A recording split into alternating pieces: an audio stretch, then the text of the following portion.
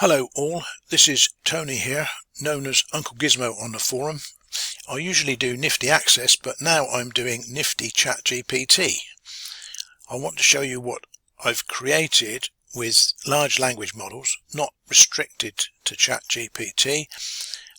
I've used several different ones.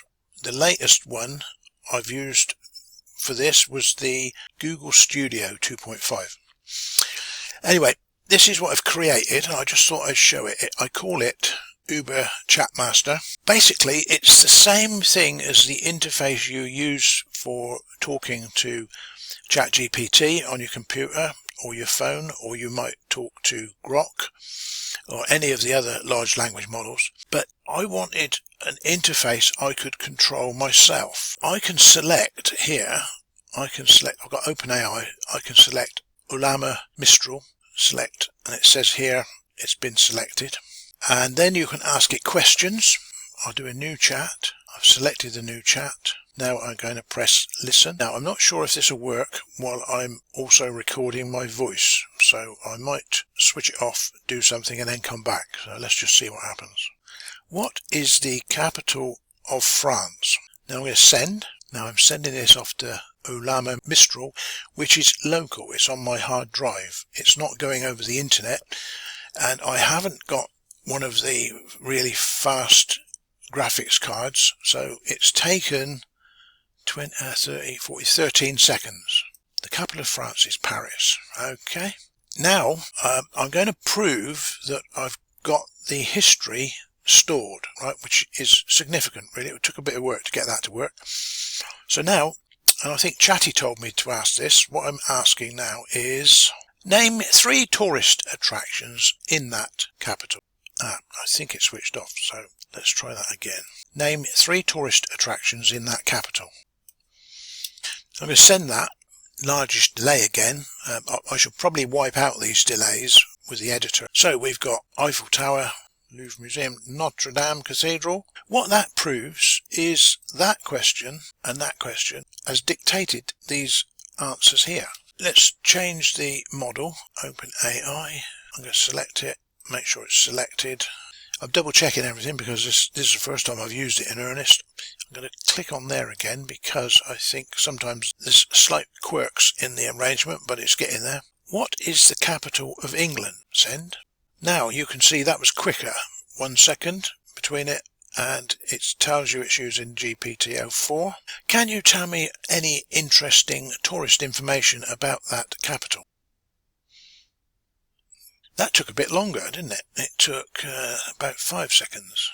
Please can you write me a VBA script to create a table in Microsoft Access and also update the pane. Well, it's spelled pane wrong, but we'll let it go on that. Right, we'll send that, see what happens. Now this is to the GPT-4 model. So we've got a VBA script that creates it thought I wanted a pane table. So it's probably right, really.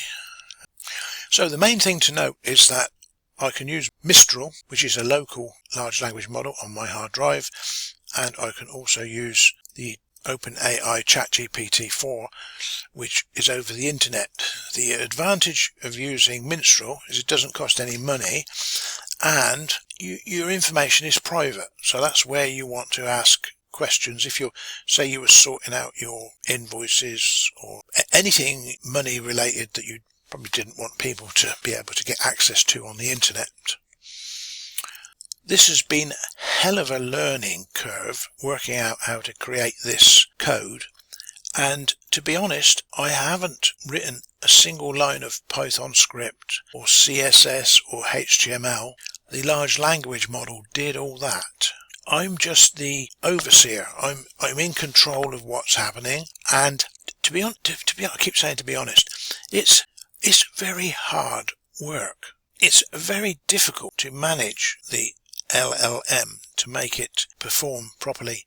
This application in particular, I started building it with ChatGPT, and it got a bit stuck, kept on repeating the same solution to the problem it wasn't solving. So I started using Grok, and Grok got over that problem and started making headway. But then they both run into a brick wall. I saw a video only a couple of days ago, maybe a week now, of the latest Google offering, which is Google Studio 2.5, I think it's called, and it's got a massive context window. So I used some techniques I've developed while developing this project to take the code out of the project and feed it into the large language model, and it spotted the problem straight away. Now, I'm not saying it's perfect, but it is shit hot. It really did some marvellous stuff, and it's still in its beginning phase. It's a beta product, I think. Why am I mentioning that? Well, I've moved from Microsoft Access programming into programming anything really, any language. I've learned an absolute ton of information, which I think would be very handy for any would-be programmer who wants to start stepping out into the arena of, using large language models to help them build their projects or anything really. I'd like to do a series of videos on it. The Gumroad selling site for selling digital products has a particular product which you can subscribe to. So I would say I'm going to do a couple of videos on this subject, but only if people are going to watch them. So there's no point in me doing a video and it gets 20 views in a year, which happens sometimes, but I'm not sure how many people will be interested in this. So if I get a few subscribers, I'm thinking, $10? If I could get to $100, then that would be well worth me sitting down and making a video. Cheers.